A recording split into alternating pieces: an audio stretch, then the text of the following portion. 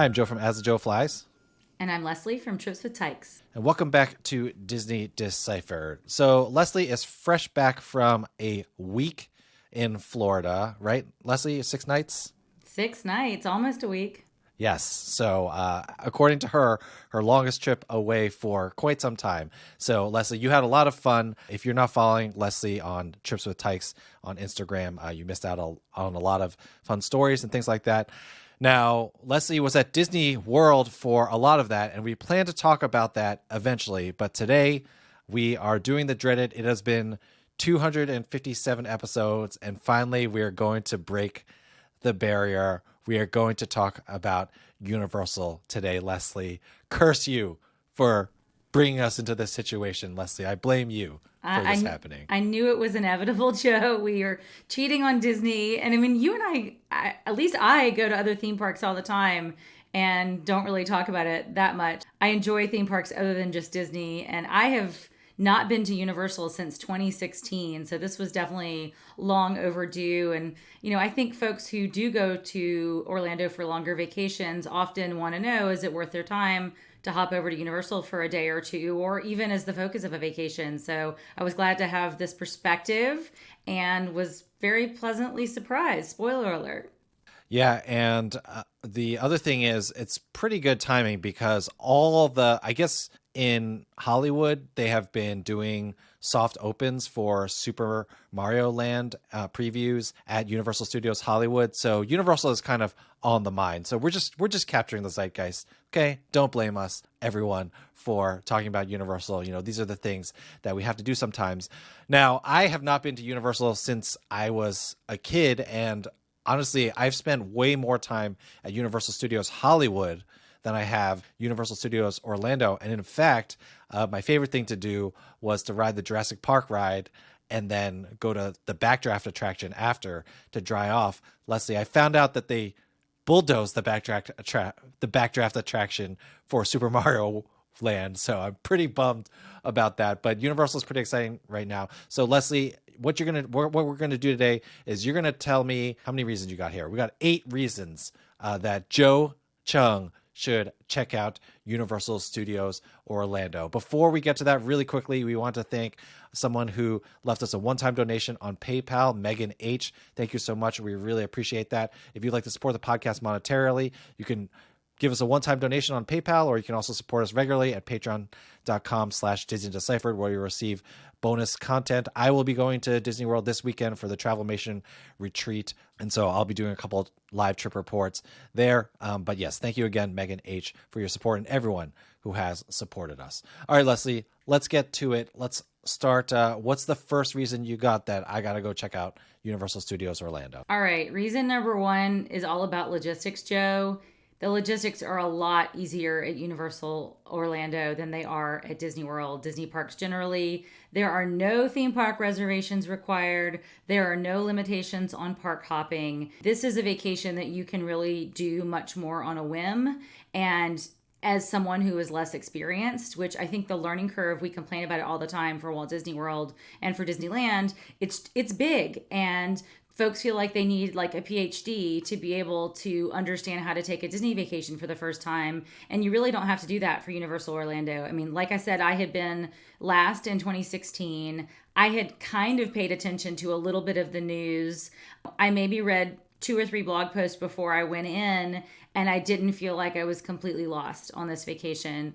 And, you know, I think that's really important for a lot of people. And, you know, if you're going at a high crowd time or a busy period, a school break, something like that, you may be too late to get a Disney World reservation. So that's not the case at Universal. Of course, you'll find probably more crowded parks during those situations, but I really like the ease of first use when it comes to going to the theme parks there and planning a vacation there. All right, so I have 2 follow-up questions. My first is, in terms of, you know, I know that Universal Studios Orlando, which is one of the park's names, and then Islands of Adventure, which is the second park's name, and yes, Volcano Bay, they count it as a third park, but that's really a water park.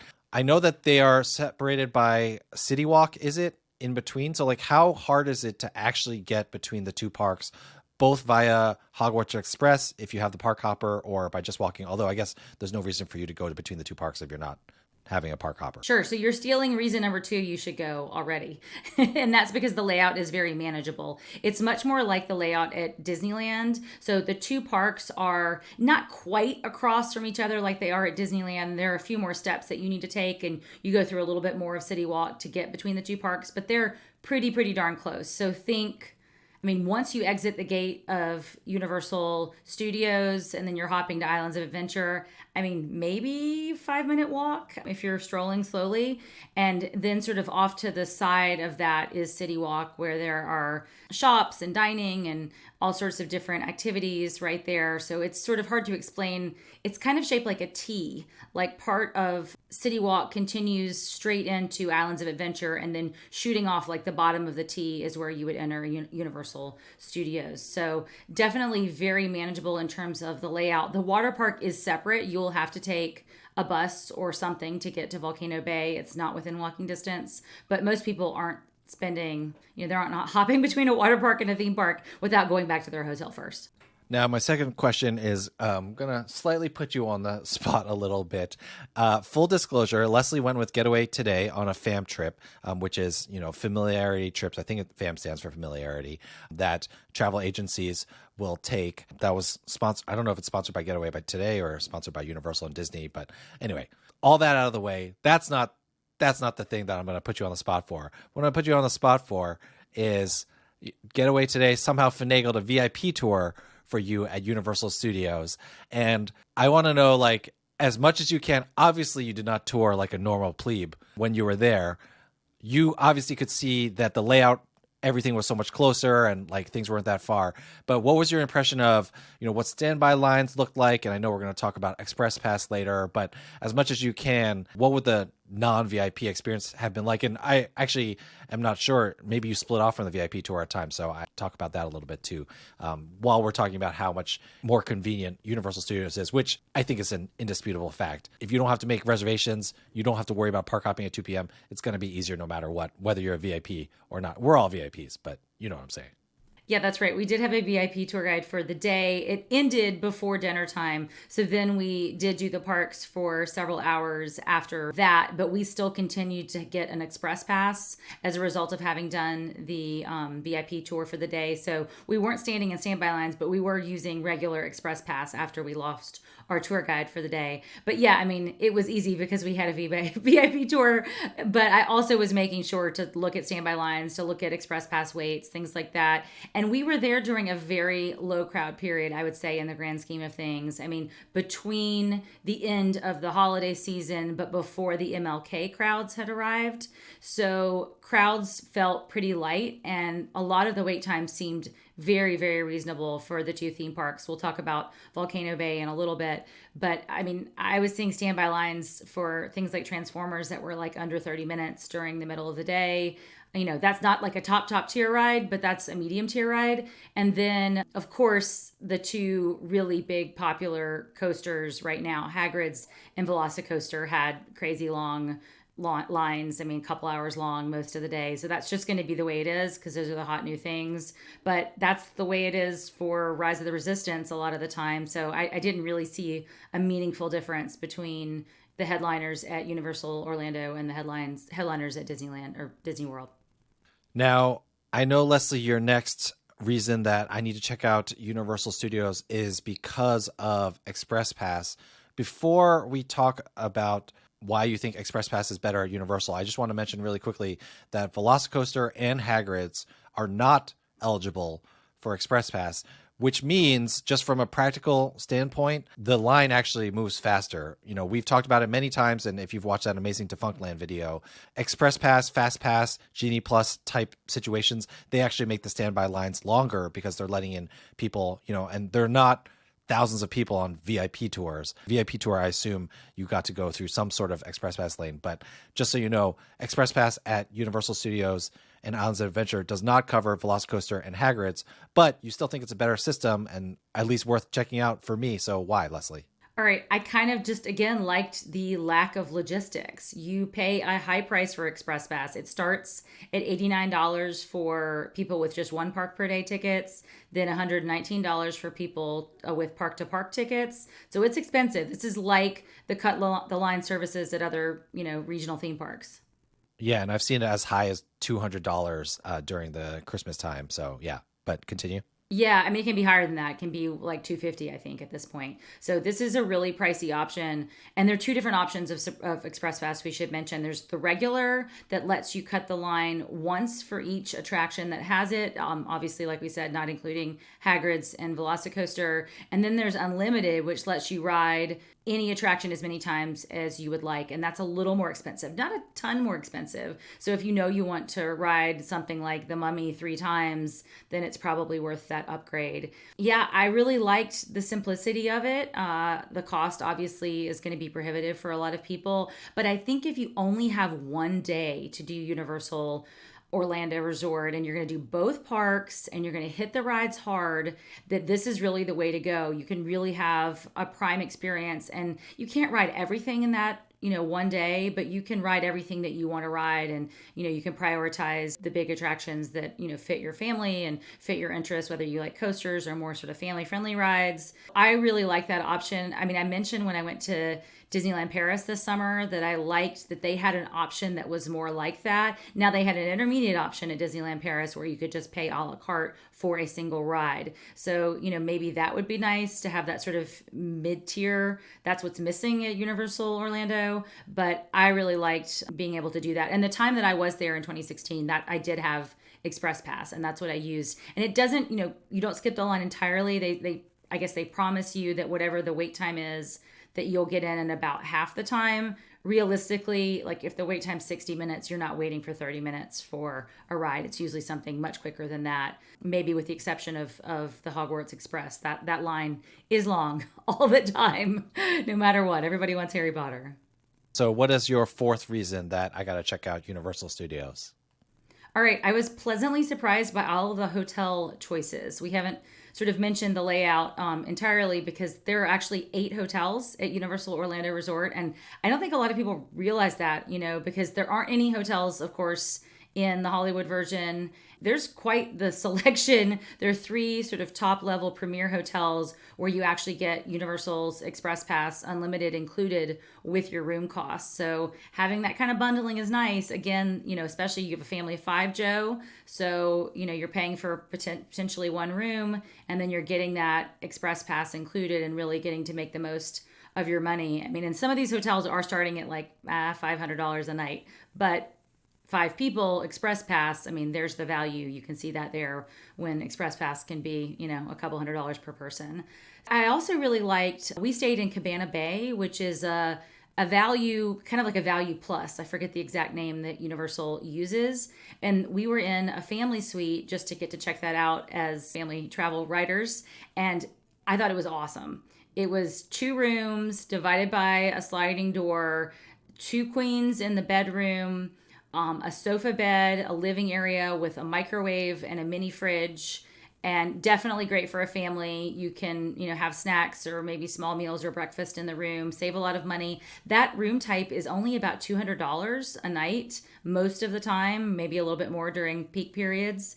And I mean, that's a substantial savings over, say, like the family suites at Art of Animation. So definitely found some value there. And I thought the theming at Cabana Bay was superior to the theming at the value resorts at Walt Disney World. It was just, it felt nicer. It felt a lot nicer. Of course, it was motel style, but it just felt fresher and newer and not maybe quite as cheap as some of the finishes at value resorts at Walt Disney World. So I was really pleasantly surprised. And I think Cabana Bay is a very popular one with a lot of people looking for value for families. I mean, you don't get Express Pass, but maybe a lot of families with smaller kids don't need that because they're not riding the thrill rides. Yeah, I think Universal definitely has Disney beat in terms of the hotel market. Like you said, on pricing, but there are also like very nice hotels. The theming is good. And just to get back to the pricing, Leslie, I was working with a client and they were staying at Portofino Bay, and I was looking up prices for them. And they were like, oh yeah, can you get us the 2 queen club room? or whatever, like club concierge room. And I was like, yeah, sure. And I was like, whoa, they're like really splurging. That's cool. But then I looked, and the club concierge room was $600, and the regular two queen room was like $500. So they were only paying like an extra $100 for club concierge stuff. A club room at like the beach club or something like that is $1,200, or like at least $1,000. So in terms of pricing, they have it beat. And of course, the club concierge is just as nice as any Disney one would be. So they're the three deluxe. I don't remember Universal's terminologies, but Portofino Bay, Royal Pacific, and Hard Rock, those three, they all come with Express Pass. So yes, let's throw that in there too. She paid $600 for a 2-queen bedroom with club level service and Express Pass for her family of 4. So when you start adding stuff up like that, staying on site at Universal can be very lucrative. And of course, some people don't even stay at the hotel room, but because it's cheaper, we'll book a 1-night stay at a deluxe hotel. I had another client who they wanted to buy the Express Pass, but they were going over Christmas. And I was like, you know, what's cheaper is if you book 1 night at Royal Pacific, you're going to get Express Pass for your entire family, but for 2 days. And it's going to be cheaper than buying it. And you know what they ended up doing, Leslie? They were staying at an Airbnb or a Vrbo that I had booked for them for the week, but they ended up staying the night at Royal Pacific because they were like, oh, it's so nice here. They just end up staying there anyway. So yeah, that's all pretty great. And before we get to your next 4 reasons, Leslie, we wanted to make a few quick plugs. I guess since I've just been talking about my clients, did want to remind people that I'm a travel agent that can help you with your Disney or Universal or cruise trips at no extra cost to you. You can email me, Joseph Chung at travelmation.net, or look in the show notes for that. But we also wanted to remind everyone that we are on YouTube now, and we'd really appreciate it if you could find us on YouTube at Disney Deciphered. Links also, again, below. And if you could like and subscribe us there, we would really appreciate it. Leslie, where can people find your stuff, since you've got a lot of stuff coming out from this last trip, and of course in general you got a lot of stuff coming out? Yeah, so I'm tripswithtykes.com. I'm at tripswithtykes everywhere on social media. I'm most active on Instagram when I'm on trips, and if you want to see this Universal trip in action, it's in one of my highlights, and I usually do that. So if you missed it in real time, it's still there. And of course, you can also find Leslie moderating the Disneyland and Disney World with Kids Facebook groups, plural. They're both great. One covers Disneyland, of course, and one covers Disney World. All right, so let's get to reason 5, Leslie. What's the 5th reason that I got to check out Universal? Although I feel like you've already sold me with the first 4.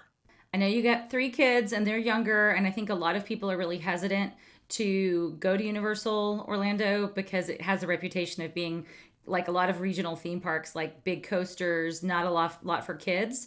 But I have always been, since I first went in 2016, pleasantly surprised by what there is to do as a family and with younger kids. Even if you have folks in your group who aren't riding all of the thrill rides, there's enough there to make a day or 2 of it in the theme parks. And again, we'll get to Volcano Bay in a little bit, but of course, Harry Potter. So the rides in the Harry Potter sections of the park in Hogsmeade and Diagon Alley are more coasters for the most part. But I mean, I guess there's a smaller coaster in Hogsmeade. Diagon Alley. I can't remember all these sections, but my Harry Potter's a little rusty. But in any event, there's a lot to do interactive wise. I mean, you want to see the Harry Potter things to see. You want to buy a wand. You want to drink butterbeer. You want to just see a Hogwarts towering above everything. So if you have kids who have read the books and they really enjoy the characters, I think you can get a lot out of it even without riding the coasters. The one land that I am always super impressed by, and I fell in love with it back in 2016 and vowed to take my son and have not taken my son yet, is Seuss Landing and Islands of Adventure. It's an entire kid-friendly land themed after everything Dr. Seuss. A lot of great kiddie rides, things sort of like Dumbo, and a little train that goes above the land. And I have a son who, as a very young toddler or a preschooler memorized completely the Zacks and the Sneetches.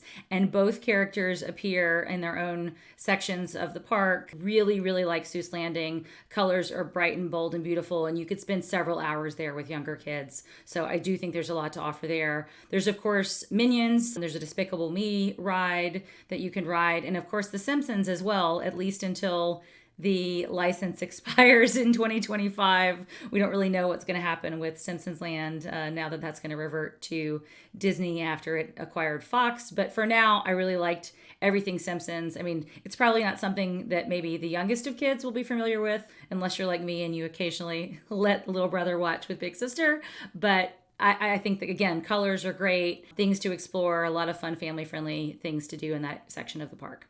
Leslie, you say that, but the 5-year-old in our family somehow caught like whiff of the Simpsons movie, and she made us watch that movie. Like for movie night, she picked it, and Jess was like, "Are you sure that they should be watching this?" So I had to watch it once, make sure it was okay, and then we watched it as a family thanks to the 5-year-old. So that it's actually funny. I was thinking about what is going to happen to Simpsons Land, so we'll see in 2025. But yeah, maybe I'll get my kids there before then because they're really into the Simpsons right now. I think they see a little bit of their dad in Homer, which don't know how I feel about that one, but what are you going to do?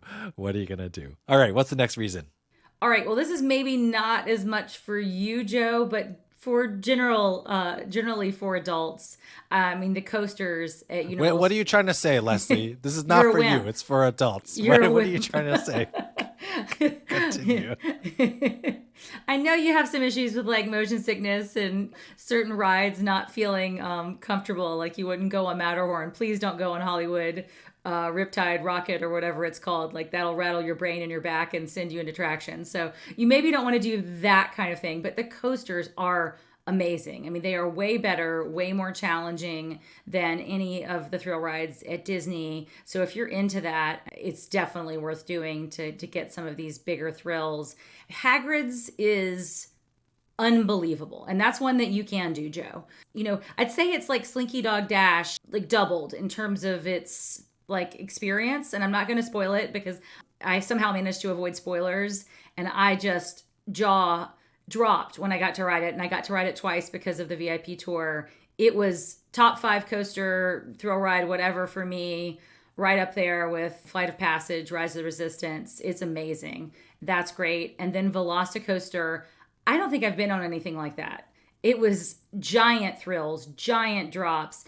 And I mean, probably the biggest coaster I've been on, but because it's new and it has, you know, the very smooth technology, it's not the kind of coaster that does rattle your brain and hurts your back. So you feel like you get like the real payoff from that coaster. And both of those were highlights of the week for me. And Universal Orlando has single rider lines for a lot of their thrill rides. So this is something that even if you're going with a family with younger kids, they have child swap too, but you might be better served by just going in a single rider line while one parent or one adult takes, you know, kids on something more family friendly. And especially like in some families where maybe only one parent really likes the thrill rides, then this is a great option to be able to make that work.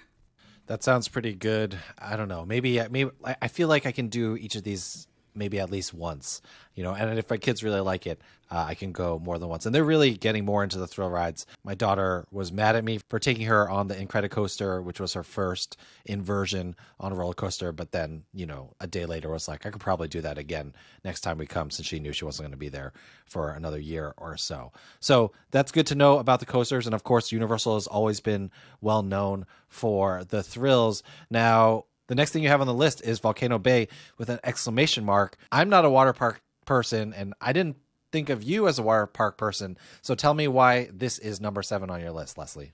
It was awesome. And I am not a water park person. We did go to Blizzard Beach a couple of years ago. My family did. And we're pleasantly surprised by that during a summer vacation at Walt Disney World. But we are not seeking out water parks, you know, regionally when we travel close to home or something like that. They're kind of a lot of work. And I don't love body slides because they hurt, you know, like where the sections of the slides join together, they hurt on your back. So I don't like those. I do like tube slides. And Volcano Bay has a whole lot of those. And they have more than that. Like, if you've ever been to like a Great Wolf Lodge where they have these like giant kind of like funnel rides where you're on like a tube that holds 5 people, like it's more like that. There are a lot of rides like that. In addition, of course, there's some body slides. And then there's actually what they call an aqua coaster. You're sitting on something that's kind of like a flume, but you're in a bathing suit. I mean, it's not something you would do dry. You're going down a water slide in this flume, and it's sort of like a hybrid water slide, water coaster, and that was the best thing I've done in any water park ever. And what I loved about Volcano Bay is it's just so well designed. It's so well themed. It's clean. It's well maintained. There's a white sand beach. You have the little tapu tapu, which is the wristband, like the magic band that you hold up to reserve spots in the virtual queue. And we went, I mean, I was very skeptical about going in January. I was like, I'm going to freeze. The forecast, I guess, had it high in the low 70s, but in the morning when we went, it was still in the high 50s. And I was like, this is going to be so cold and so miserable. But the water was heated. We didn't feel uncomfortable at all hopping from place to place in the water park. And then, of course, the advantage of going on a Tuesday in January is it was totally empty. We didn't have to wait for anything. We didn't even need to use the virtual queues. Didn't even have them turned on. So I was so impressed with Volcano Bay. I would go back with my kids, spend a day there. It's adjacent to Cabana Bay, so you can walk. So that was also sort of one of the things I thought that was interesting about the logistics is, even though you're not getting express pass by staying at Cabana Bay, you're getting walking distance access to one of the 3 parks at Universal, which was great. Loved it. We'll definitely be back. I mean, I think you have to do a lot of the prep that you want to do for a water park. I mean, I brought like one of those locking bags that you can lock your phone or something to your beach chair so you don't have to get a locker and deal with that kind of thing. But I actually, brought one of those things around your neck where you put your phone in it. So I took that with me on a lot of the coasters and slides, and maybe you want like water shoes or something like that if you're walking long distances on pavement and things like that. But I mean, again, little logistics that you would plan, and the payoff is huge. Awesome. All right, so let's round it out with your 8th reason. And I know this won't be for a few years, but Epic Universe, what's coming to Universal and why is it going to be amazing? Besides, I know, of course, Super Mario Land is coming. What else is coming for Epic Universe? Is it a 3rd gate, Leslie? Tell us about it. Yeah, so it's a 3rd gate that's coming. I guess it's a 4th gate because they count Volcano Bay, like you say, as their 3rd gate right now. But I mean, we don't know a lot of the details officially from Universal. I know people have speculated as to what characters will be in Epic Universe, what franchises and whatnot. But I mean, definitely Nintendo, and I think we're going to get like some scary characters as well. I haven't really paid attention, but I mean, this is going to be another a great addition to have 3 parks that makes it closer to Walt Disney World. And I'll have to say, I mean, we've complained about Disney World. Only one of the 4 parks really feels like it's full of attractions, and I thought both parks already were full of attractions at Universal Orlando. So adding a 3rd park, even if it's maybe not full-fledged at launch, will be great and will make it much more competitive with what the offerings are at Disney. Good to know. Really quickly, what are some of the cons that you had? Obviously, this episode is about convincing me to go, but just for sake of being a completionist, what are some things we need to worry about if we're thinking about going to Universal? Sure. So the biggest complaint I think most people know about Universal is a lot of their rides are screen-based, and that can cause motion sickness for a lot of people. I know it might be an issue for you, Joe. You've had some issues with certain attractions. So if you know that something like a Cosmic Rewind makes you dizzy or sick, or something like Flight of Passage, you might have trouble with a number of the attractions at Universal Orlando. So something to keep in mind.